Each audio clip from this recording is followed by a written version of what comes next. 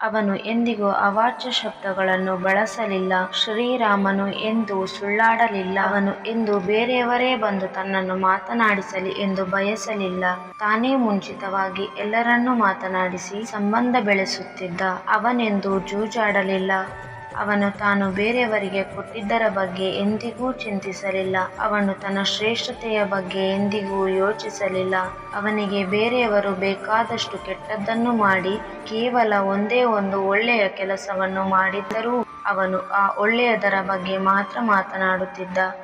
ರಾಮನ ಬಳಿ ಯಾರಾದರೂ ಬಂದು ಟೀಕಿಸಿದರೆ ಅದನ್ನು ತಾಳ್ಮೆಯಿಂದ ಕೇಳಿಸಿಕೊಂಡು ಅವರ ಟೀಕೆಗೆ ಕಾರಣವನ್ನು ತಿಳಿದು ಮೃದುವಾಗಿ ಅವರಿಗೆ ತಿಳುವಳಿಕೆ ಹೇಳಿ ತಪ್ಪು ತಿಳುವಳಿಕೆಯನ್ನು ಹೋಗಲಾಡಿಸುತ್ತಿದ್ದ. ರಾಮನ ಜೀವನದಲ್ಲಿ ತನ್ನ ಪತ್ನಿ ಸೀತೆಯನ್ನು ಹೊರತುಪಡಿಸಿ ಇನ್ಯಾವ ಹೆಣ್ಣಿನ ಬಗ್ಗೆಯೂ ಚಿಂತಿಸಲಿಲ್ಲ.